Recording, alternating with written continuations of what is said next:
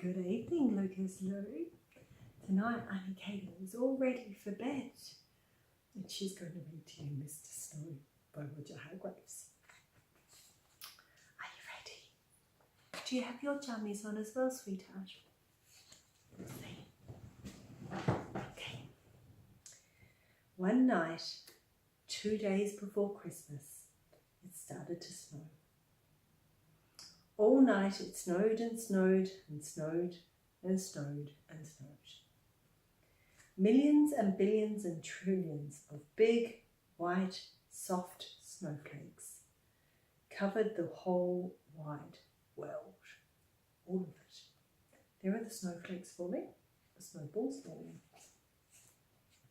When morning came, it was quite amazing to see just how much snow had fallen. All the houses, all the trees, all the roads, and all of the fields were covered. It was almost as if a huge white blanket had been gently laid over everything. Everywhere you looked was white.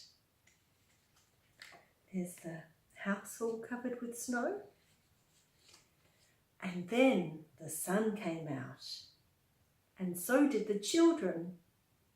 They were all dressed up and muffled up, wearing scarves and woolies and gloves and boots so that they wouldn't catch cold. There are the children with the hats and the scarves and the gloves. All the children were so excited to see so much snow, which isn't surprising really, because there was more snow than they'd ever seen before. Some of them went on their sledges racing down the hills. Some of them, who didn't have sledges, threw snowballs at each other. One little boy even made a snowball that was as big as himself, and some of the children made snowmen. There's the snowball that's as big as the little boy. Isn't it huge? Then it was Christmas Eve.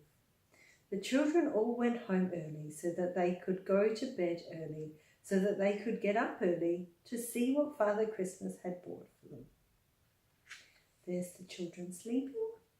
Are you about to go to bed, Lucas? But that particular Christmas Eve, Father Christmas was in trouble. And the trouble was that it had snowed so much that Father Christmas was stuck. Well and truly stuck. There was so much snow that his reindeer simply couldn't pull his sleigh, piled high with all the presents that he had to deliver to all the children. Oh dear, thought Father Christmas to himself. Oh dear me, what am I to do? There's Father Christmas. I love the Santa. He sat down on his sack of toys and thought how he could manage to deliver all the presents to all the children before they woke up on Christmas morning. Oh dear me, he said out loud and sighed. There's Santa and his presents in the sack that he can't deliver because it's too snowy. Now, it just so happened that Father Christmas had got himself stuck just beside a snowman, which one of the children had built. And that gave him an idea. A good idea. A very good idea. A very good idea indeed. How would you like to help me? He asked the snowman. But of course, the snowman didn't answer because snowmen can't talk. Can they? There's the snowman. Of course, I'll have to use some of my magic to bring him to life, thought Father Christmas to himself. So he tugged his white beard 3 times and muttered some Father Christmassy magic words into it. Suddenly, you might almost say magically, the snowman did come to life. There's the snowman coming to life.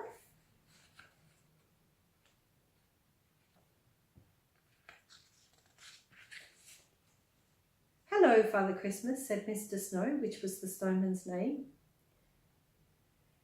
You look a bit stuck, if you ask me, which you aren't, but I'll say so anyway. And if you ask me again, I'd say you'd need a sort of helping hand, if you know what I mean, which you probably do, because that's probably why you've brought me to life, which you certainly did. So can I be of any assistance? Mr. Snow, as you might have gathered, was rather a talkative sort of snowman.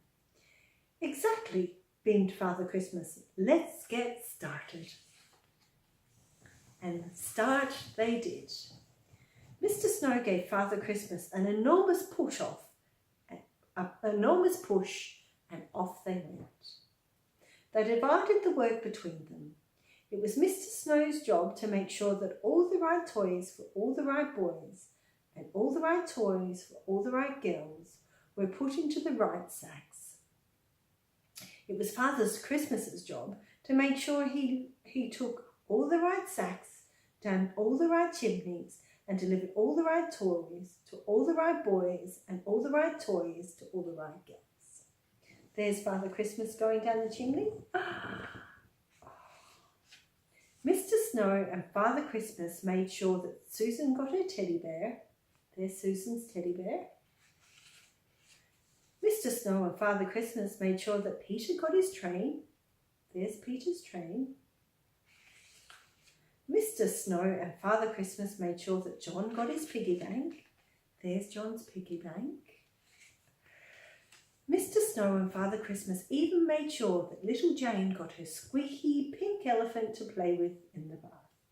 There's a squeaky pink elephant to play with in the bath. Then all of a sudden they discovered that between them they'd finished. I'd like to thank you very much indeed for helping me deliver all the right toys to all the right boys, said Father Christmas, shaking Mr. Snow by the hand. Not forgetting all the right toys to all the right girls, replied Mr. Snow, shaking Father Christmas by the hand. And now I'd be better turn you back into a snowman again, said Father Christmas. Thank you again and goodbye.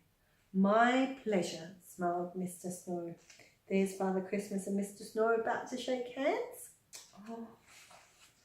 And do you know, from that Christmas to this Christmas, Father Christmas always chooses a snowman to help him. So next time you build a snowman, you better make sure you build him properly, because somebody you know might want that snowman to give him a hand. It's the snowman. And you know who that would be, don't you? Could be Father Christmas. Good night, my darling.